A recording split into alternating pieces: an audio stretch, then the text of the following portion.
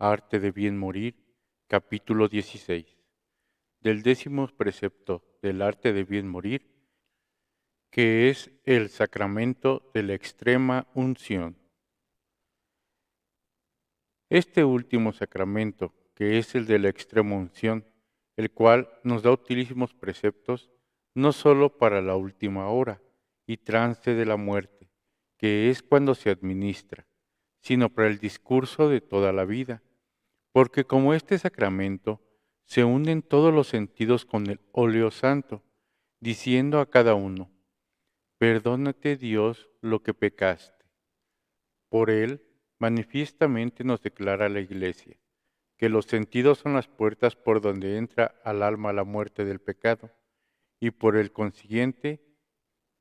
que el que guarde con diligencia estas puertas guardará su alma de todo género de vicios, y tendrá buena vida y buena muerte. Por esta razón, trataremos brevemente de los ritos y ceremonias de este sacramento, sacando de ellos saludables documentos para nuestras costumbres, y especialmente de la guarda de los sentidos. Empezando, pues, de los ojos, que es lo primero que se unge en este sacramento, es cosa averiguada que son las puertas por donde entra al alma la lascivia.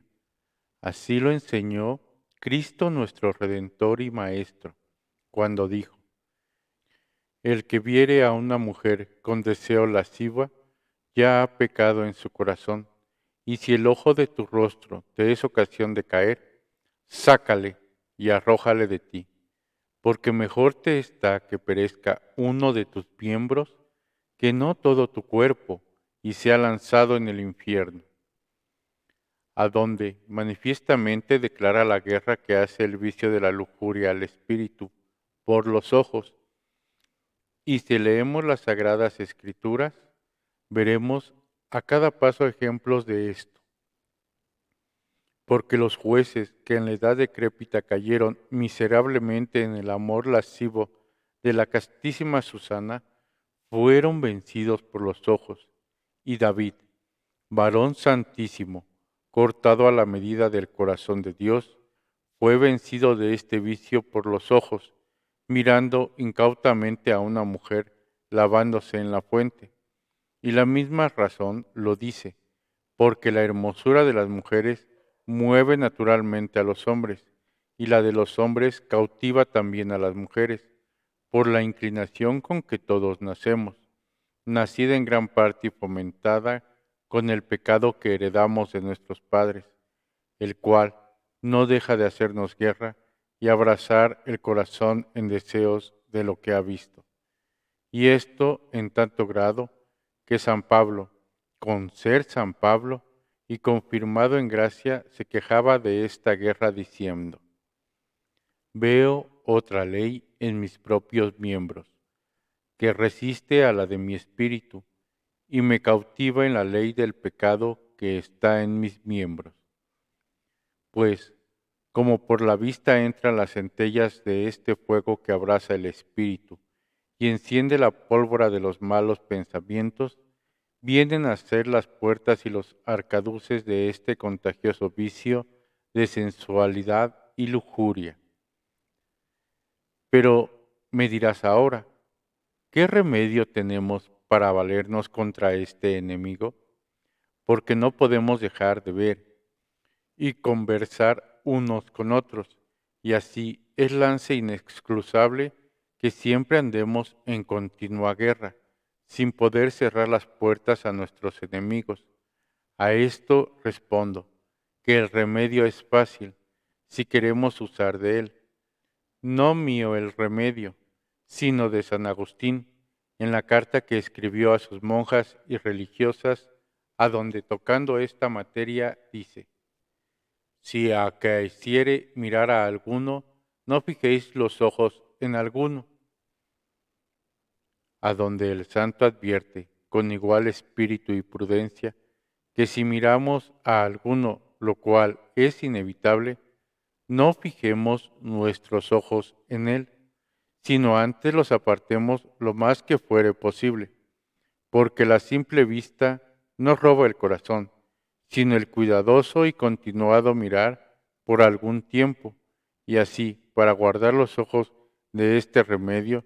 acostumbrarse a retirarlos de lo que no es necesario mirar, y especialmente mujeres y buenos rostros. Y si alguna vez fuera inexcusable mirarlos,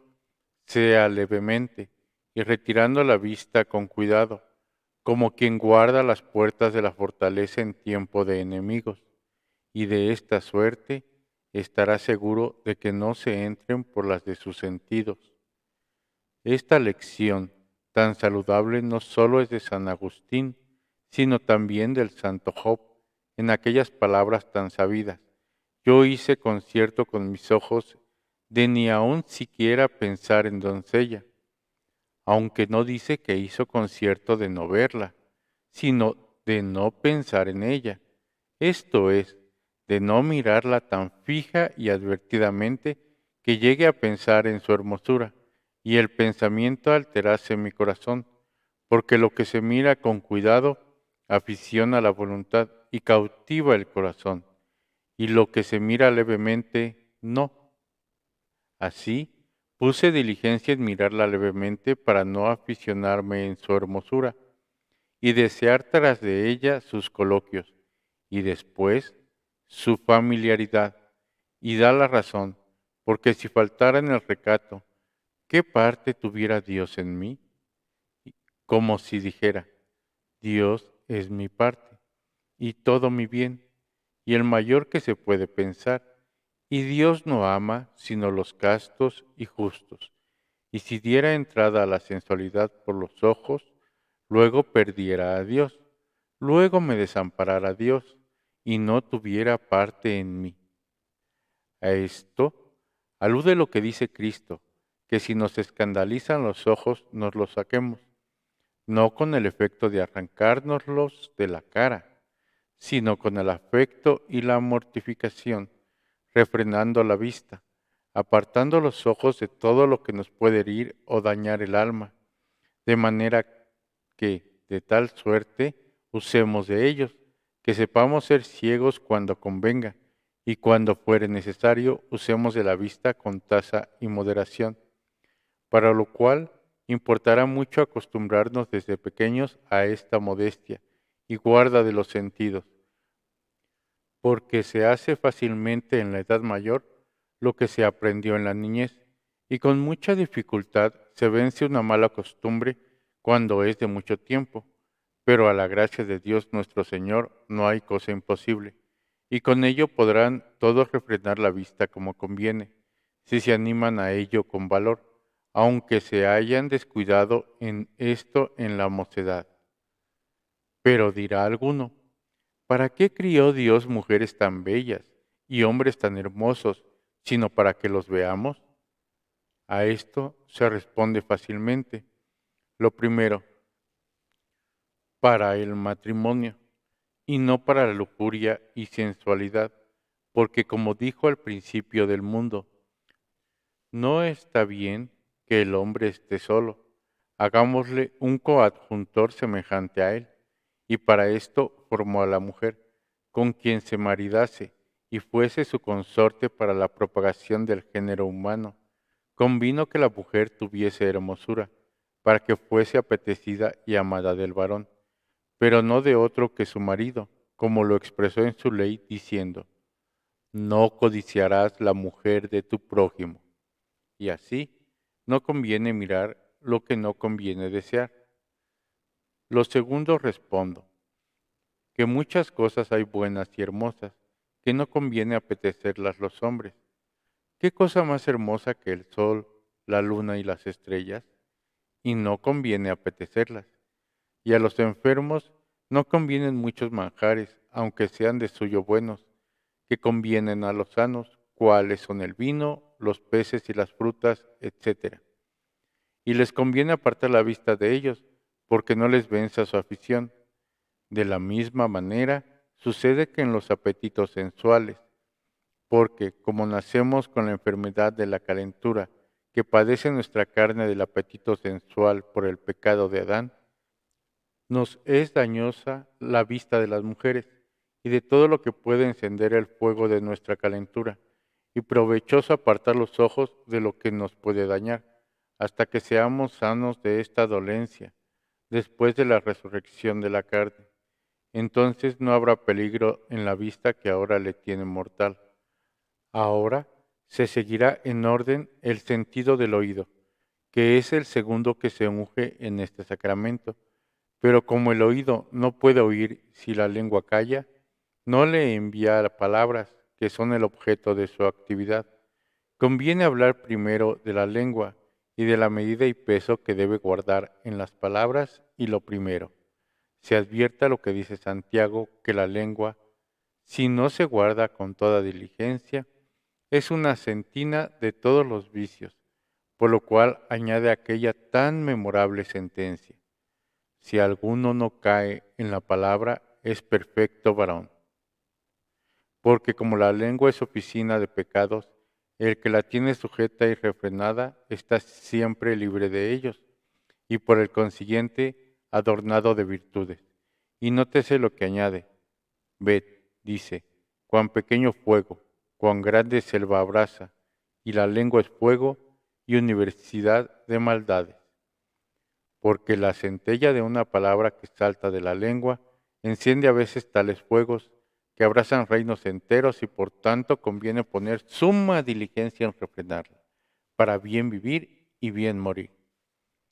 Tres cosas enseña en estas palabras el apóstol, dignas de consideración. La primera, la dificultad de domar la lengua y medir las palabras, que es tan grande que si alguno la alcanza, le canoniza por varón perfecto y consumado de santidad. Lo segundo, la brevedad con que una mala lengua puede hacer grandísimo e irreparable daño, tomando la semejanza del fuego, cuya pequeña centella, si no se apaga con presteza, levanta tales llamas, que abraza las dehesas y campos eternos, por extendidos que sean. De la misma manera, la centella de una palabra, dicha con poca cautela, levanta sospechas de crímenes y pecados, y he aquí enemistades, disensiones, bandos, homicidios, deshonras, robos y desolación de las familias y casas más nobles y opulentas. Lo tercero, enseña Santiago que una lengua mala no es un mal, sino muchos, porque es un seminario de pecados, una oficina de maldades, una general universidad de crímenes y escuela de errores y atrocidades, porque ella es principio o fomento de todos los pecados. Ella es raíz de los adúlteros, de los estupros y latrocinios. De ella nacen los perjurios y blasfemias. En ella se fraguan los falsos testimonios. La lengua excusa las maldades de los impíos y disimula y dora lo bueno que no hace y lo malo que hace. Con la lengua peca el hombre contra Dios blasfemado y contra su prójimo murmurando y contra su alma mintiendo, jactándose del bien que no hizo y excusando el mal que hizo. Con la lengua se ensoberbece e injuria a sus hermanos y los mata. Bien dice Santiago que es universidad de pecados. A este lugar del apóstol Santiago quiero añadir otro del profeta David, para que se vea más claramente la malicia y terribilidad de una mala lengua. El lugar es el primero de los salmos graduales, donde dice: Señor, librad mi alma de la boca perversa y de la lengua engañosa. Muy mala es sin duda, pues la teme tanto David, que hace singular oración a Dios, suplicándole que le libere de ella. Y si David le teme con ser tan santo y favorecido de Dios, ¿cuánto más la debe temer el pobre y miserable pecador? Y sigue el profeta diciendo: tan mala y perniciosa cosa es, que ninguna cosa más es como las saetas acicaladas y encendidas en fuego, despedidas de mano poderosa. Comparación significativa de lo que quiere decir, porque las saetas vuelan con tanta ligereza que con dificultad se pueden rebatir. Así las palabras vuelan como saetas con tanta ligereza que no hay quien las pueda resistir. Las saetas alcanzan a herir muy lejos, y las palabras más, pues no hay distancia, por larga que sea, a donde no alcance a lastimar en la hora y en la fama a aquellos a quien se tiran. Y dice que son agudas y acicaladas, porque las palabras penetran hasta lo íntimo del corazón y del alma, y encendidas en fuego, porque abrasan. Y si juntamos esta con la última propiedad, tiramos de mano robusta y poderosa, parece que las compara no a las saetas de los hombres, sino a las que bajan del cielo, porque son rayos abrasadores, que todo lo destruyen, y no hay arma, por fuerte que sea, que los pueda resistir. Así son las malas lenguas, oficinas de malas palabras, que como rayos talan el mundo, sin que haya arma o medio con que poderlos resistir. De modo que de todo lo cual se concluye, cuánta verdad dice el profeta, que tal es una lengua mala y perniciosa, que no hay mal, por grande que sea, a que se pueda comparar. Y, para mayor comprobación y evidencia de esta verdad, quiero referir dos ejemplos de las sagradas letras que declaran la malicia de una mala lengua, sea el primero del primer libro de los reyes, a donde se cuenta que Doeg, idumeo, acusó delante de Saúl al sacerdote Aquimelec, que se había urdido una traición contra el rey con David, y como Saúl estaba mal afecto con David, creyólo fácilmente, y tomó tanta saña contra ambos, que envió luego sus ministros a buscarlos. Hallaron a Aquimelec y prendiéronle, y quitáronle la vida injustamente, porque estaba inocente de la calumnia que le habían impuesto. Y no paró aquí la ira del rey, que cuando sale de razón es como un río represado que sale de madre, y no deja cosa que no arrase, porque hizo buscar todos los sacerdotes que pudo haber a las manos y pasarlos a cuchillo, hasta 85 varones de vida inculpable, ministros fidelísimos de Dios. Y aún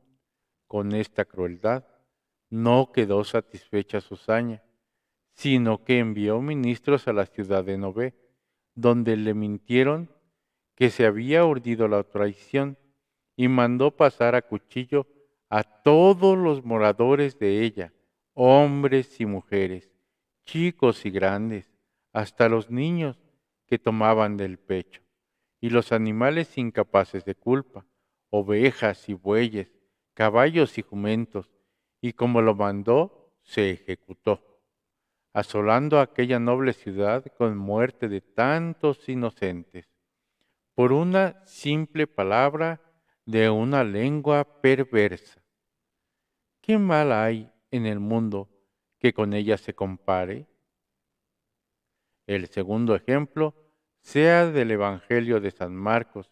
en el capítulo 6, a donde cuenta el sarao de Herodías, y como agradó tanto al rey Herodes con sus danzas y bailes, que juró incautamente de darle lo que pidiera, aunque fuese la mitad de su reino. Mala palabra, y causa de innumerables pecados. Lo primero, el juramento fue sacrílego. Pecó Herodes jurando, y Herodías, pidiendo a su madre consejo, el rey ejecutando la mayor atrocidad que hasta aquel día se cometió, que fue la muerte de San Juan Bautista, cuya cabeza pidió aquella hembra maldita. Las circunstancias agravan la culpa, porque fue en sazón de una solemne fiesta, en tiempo de un convite, en galardón de un baile, condenando al justo e inocente, sin acusación, sin testigos, sin término, ni juicio, ni ser oído, atropellando todas las leyes divinas y humanas. Estos son los males de culpa. Oigamos ahora lo que ocasionó de pena el temerario juramento de Herodes. El primero que la sintió fue él mismo, porque el emperador Cayo le privó de la corona y le desterró del reino perpetuamente dentro de pocos días. Y el que cometió tan grave sacrilegio, no por perder la mitad del reino que había prometido, le perdió todo entero, como le escribe Josefo en el libro de sus antigüedades. Y la maldita bailadora, causa de tan grande tragedia, pasando un río helado, se hundió hasta el cuello, y con el hielo congelado se cortó la cabeza, la cual quedó dando saltos encima del hielo, bajando a lo profundo el cuerpo y la alma al infierno, para que entendiese el mundo la causa de su muerte, y que del mismo paño de la culpa le fue cortado el vestido de la pena. Y su perversa madre Herodías, arrebatada de este dolor y consumida de trabajos, acabó la vida miserablemente rabiando. Estas culpas y estas penas originó una palabra mal considerada. Considera entonces cuánta es la malicia de la lengua y los fuegos que levanta con una sola centella. Lo cual, ya expuesto, veamos ahora brevemente qué remedio podemos usar para refrenar la lengua y no resbalar en palabras y asegurarnos de tan fuerte y pernicioso enemigo. Si he de decir lo que siento, no hallo otro más eficaz que el que usaba el profeta David, que decía: determiné guardar mis caminos para no pecar con mi lengua. Esto es, yo determiné firmemente no hablar palabra, ni hacer obra, ni tener voluntad determinada de cosa alguna, sino es pensándola y meditándola muy bien primero, porque las obras, las palabras y los deseos son los caminos por donde el hombre camina en esta vida. Estos se han de guardar diligentemente para no errar en ellos, no haciendo, ni diciendo, ni deseando cosa alguna que sea muy conforme a razón y muy nivelada con la voluntad de Dios y ajustada con su santa ley, mirándolo todo muy despacio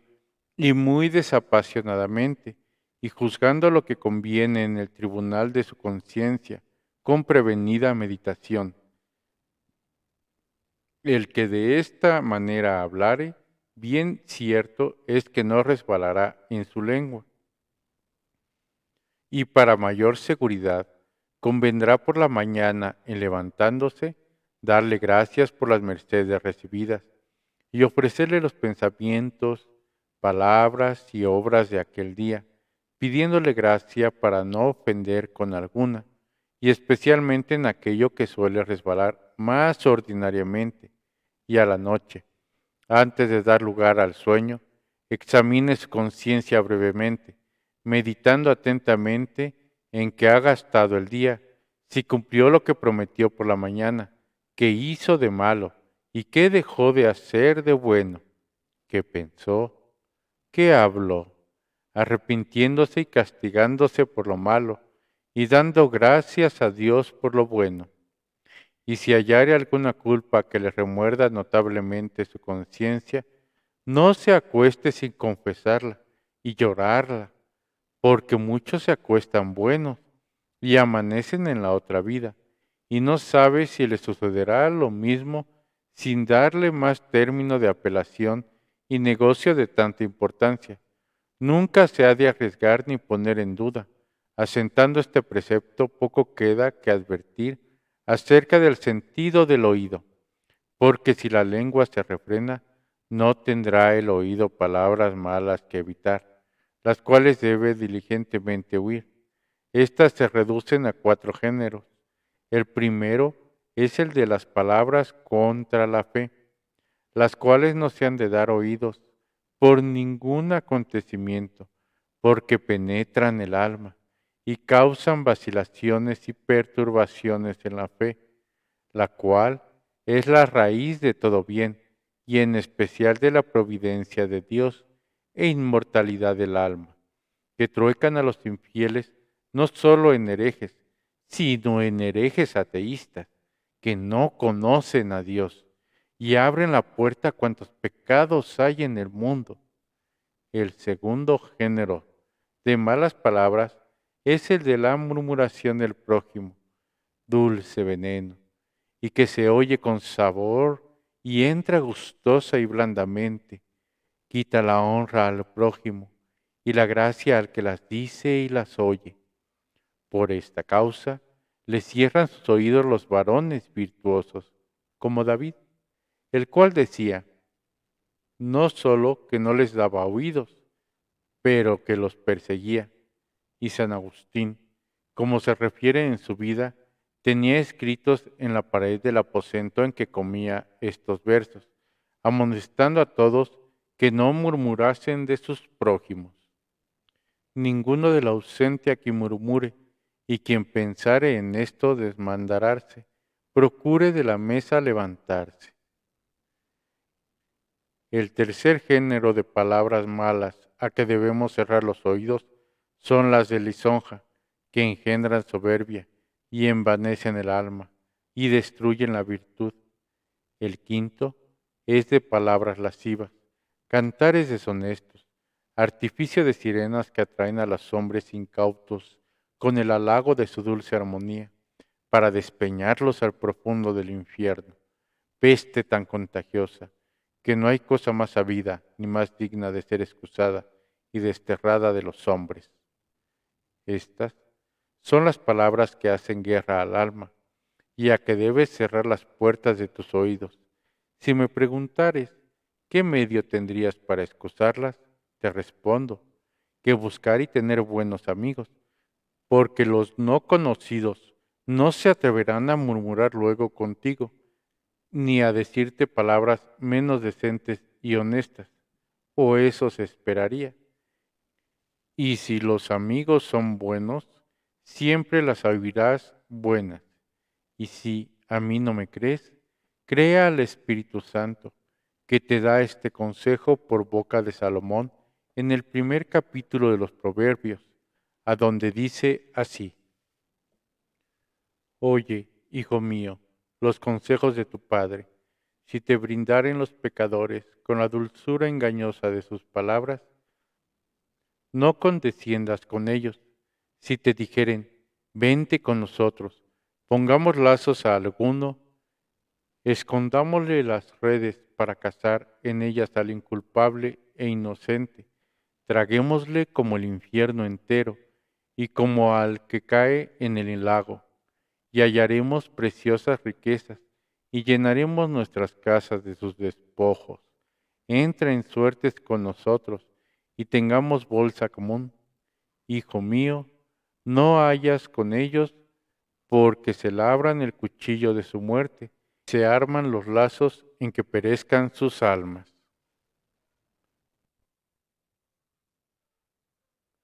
Hasta aquí Salomón, o por mejor decir, el Espíritu Santo por su boca,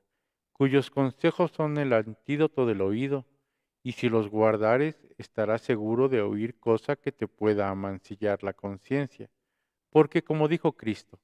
los domésticos de casa son los enemigos del hombre, y si de estos está seguro, no tendrá quien le hiera, ni de quién guardarse. El tercer sentido es el del olfato, acerca del cual tengo poco o nada que advertir, porque como su objeto es el olor, pocos son los que pecan en esta materia, y los olores de las rosas y flores que Dios cría no mueven al mal. Los afectados es justo excusar, porque conviene, así a la edificación de los prójimos,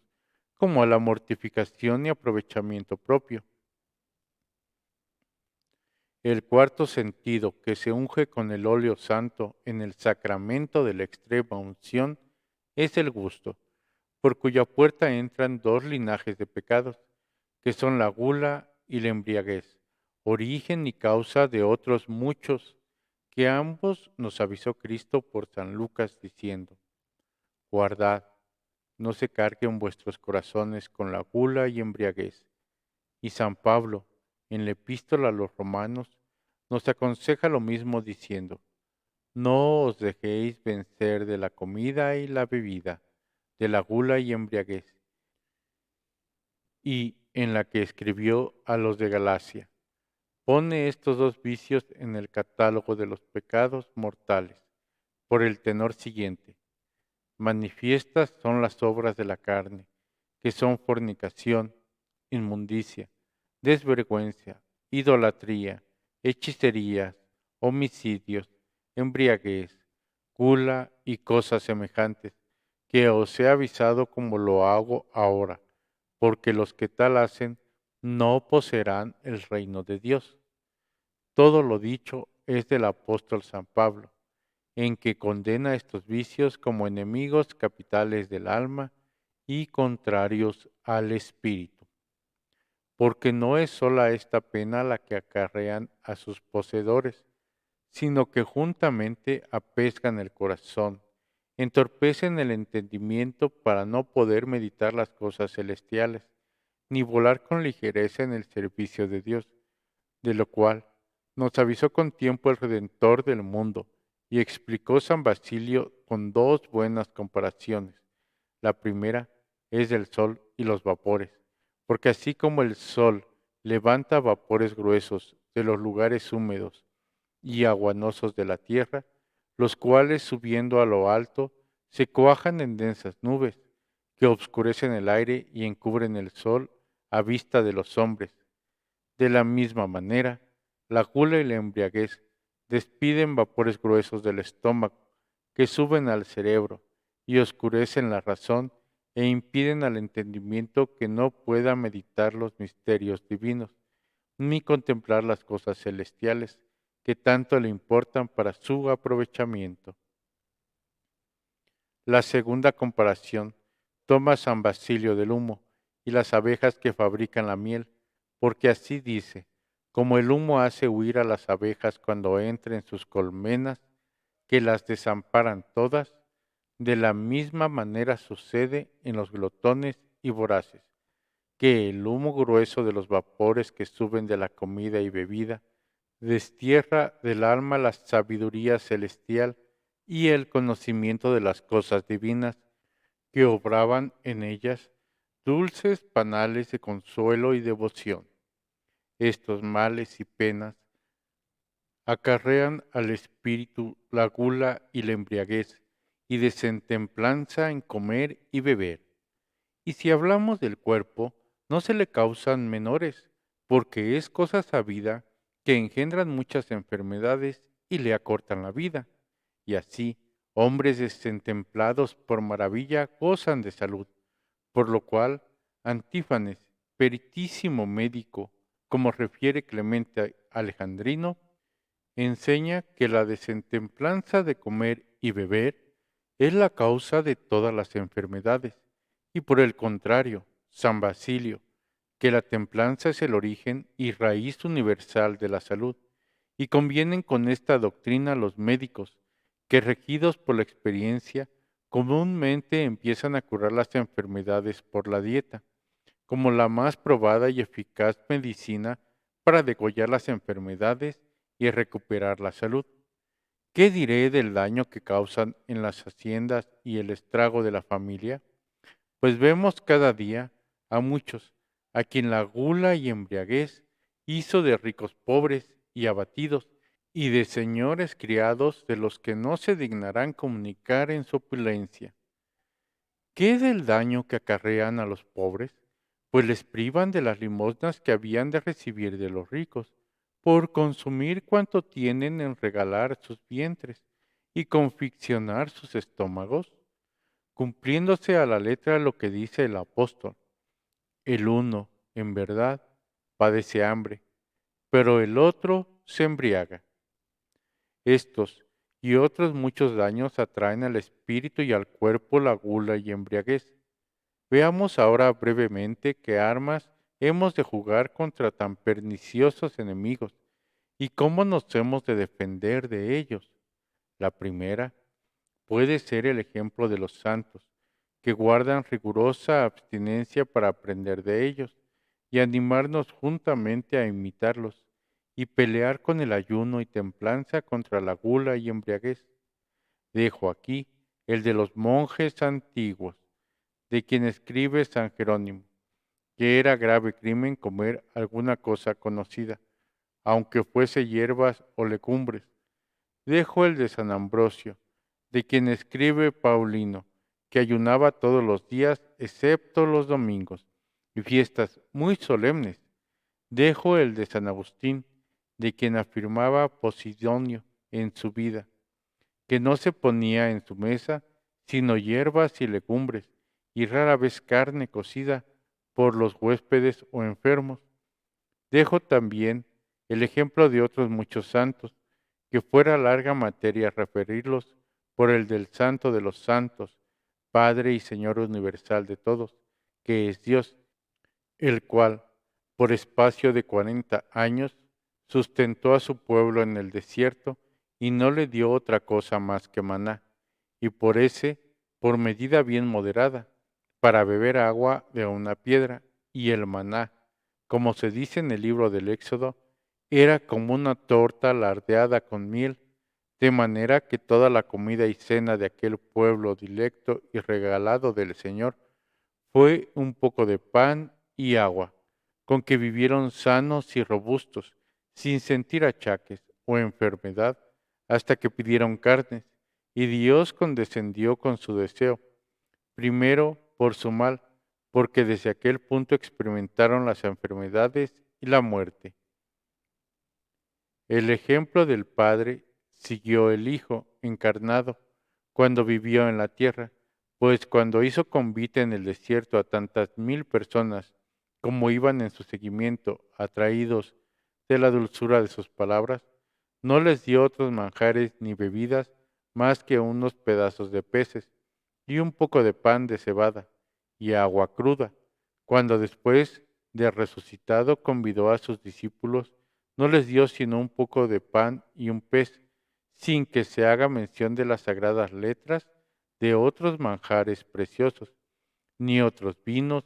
o bebidas más que un poco de agua, y no porque le faltase poder, ánimo o voluntad, sino para enseñarnos la templanza que debemos usar en nuestra comida. Vean ahora los mortales cuán lejos van los consejos de Dios de los hombres. Dios pone todas sus mientes en la abstinencia y templanza para mortificar el cuerpo y dar fuerzas al alma. Los hombres, al contrario, ponen todos sus cuidados en regalar el cuerpo y dar fuerzas a la carne contra su espíritu, olvidados de sus almas y de su salud eterna. Dios cuida de esta y no de la otra, dejándola a su común y ordinaria providencia. Los hombres, al contrario, descuidan del alma y todas sus mientes ponen en el regalo del cuerpo, teniéndole, como dice San Pablo, por su Dios, idolatrando en sus regalos. ¿Cómo pueden esperar buena muerte? Pues siguen a Satanás y se rigen por sus consejos, dejándolos de Cristo, su Salvador y Maestro. Mira, tú, por ti. No te engañe el amor propio, ni el resplandor del vino, que te brinda con su dulce sabor, porque si te dejas vencer de sus halagos y sigues las pisadas de los malos, perecerás con ellos para siempre. Sigue las de Cristo y los santos, y reinarás eternamente con ellos en el cielo. Resta el último de los sentidos, que es el tacto, el más tosco y más vivaz de todos, puerta común de los vicios, por donde tienen entrada al alma los sensuales que la manchan y las obras de la carne, a destruir todos los hombres, las cuales cuenta San Pablo en la carta a los de Galacia diciendo: manifiestas son las obras de la carne, que son fornicación, impudicia e inmodestia. En 3 palabras las sumó, cuyos nombres no conviene repetir, porque estos vicios son tales que no conviene a los fieles y discípulos de Cristo saber sus nombres, ni pronunciarlos, como lo testifica el mismo apóstol a los de Efeso diciendo: la fornicación y cualquiera inmundicia no se nombre entre vosotros, como conviene a gente santa. Y así, paso de paso por los vicios de este sentido y los daños que acarrea, así al cuerpo como al alma, los cuales son tantos y tan notorios que no juzgo por necesario referirlos ni ponderarlos, pues como dice el apóstol, la sensualidad es la raíz de todos los males, la que puebla el infierno, la que destruye el mundo, la que estraga las costumbres, la que oscurece la razón, la que tuerce la justicia, la que introduce las herejías, la que derriba la fe de Cristo,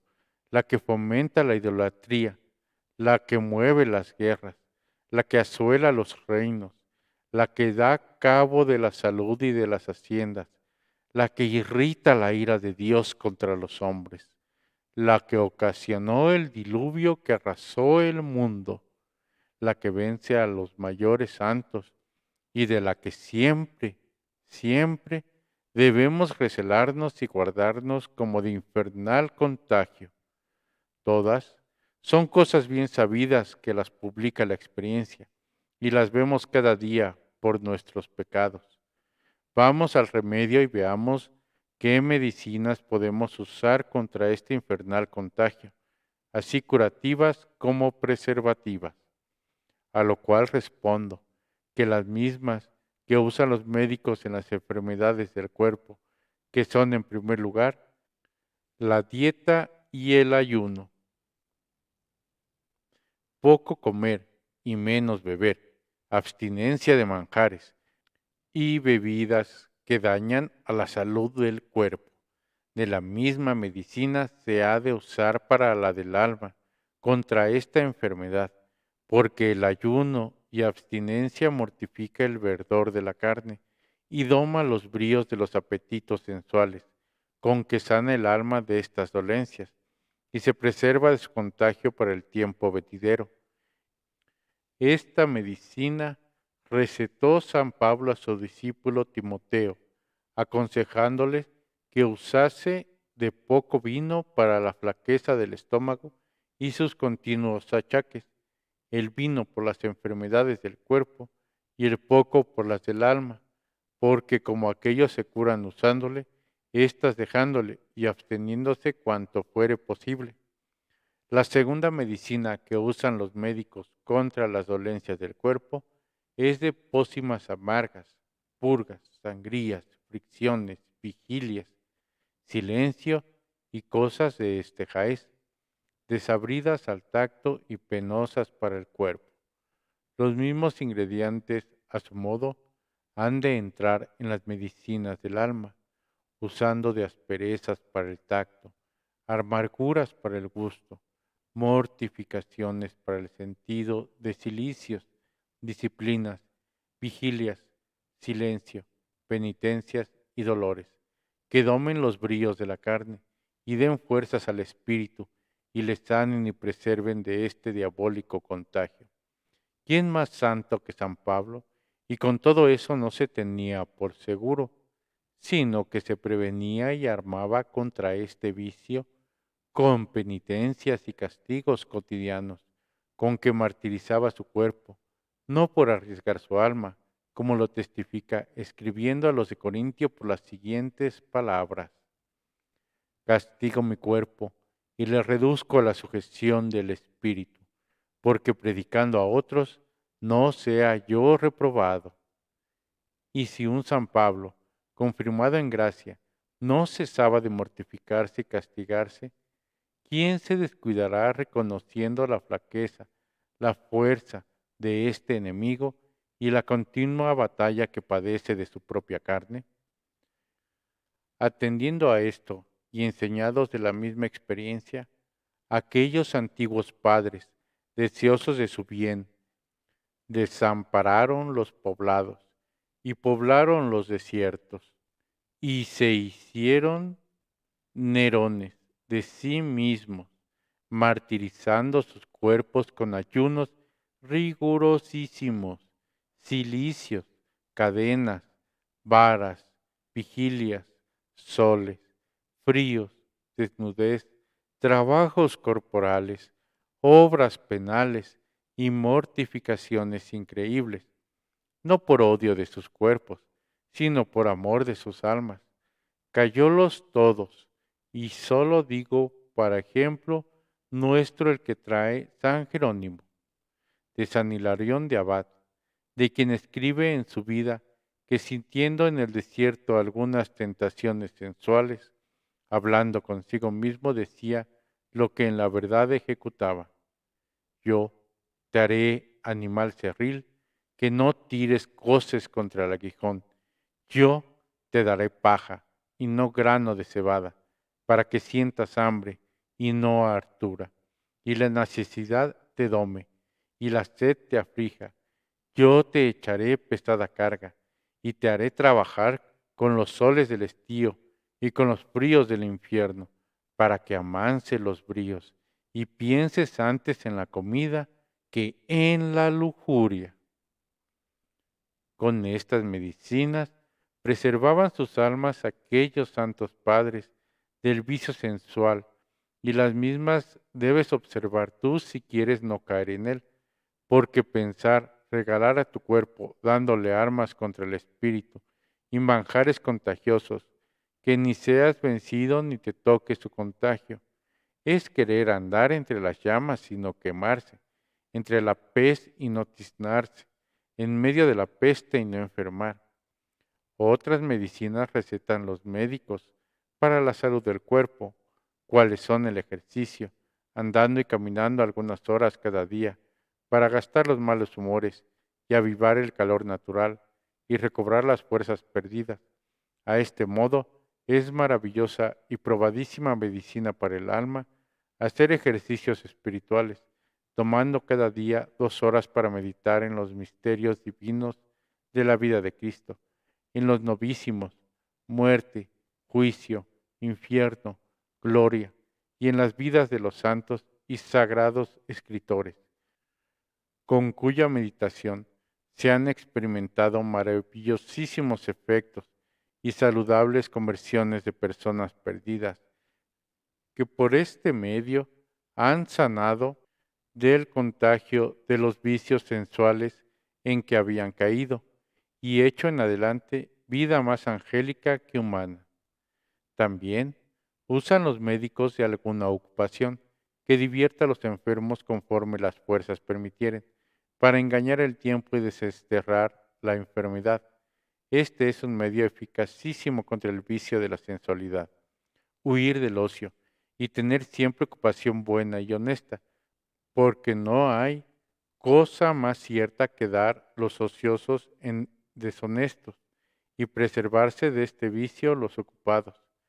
La ocupación y el trabajo es la triaca de este contagio y la sal que preserva a las almas de corrupción. Por falta de esta cayó David y le siguió su hijo Salomón, y caen comúnmente en esta enfermedad todos los que no tienen ocupación, porque el ocio engendra malos pensamientos, lleva a las ocasiones, despierta los apetitos, abre puertas a Satanás y quita las fuerzas al espíritu.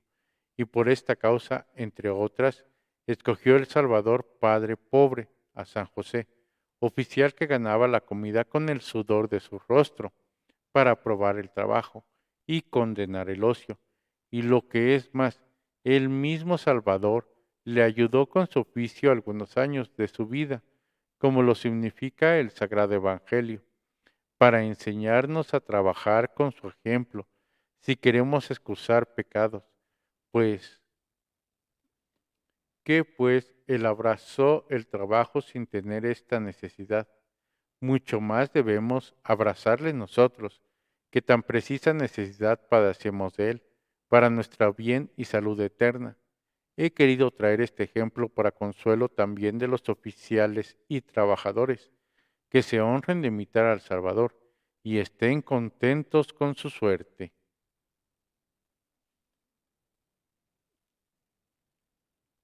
Hasta aquí este capítulo. Que Dios te bendiga.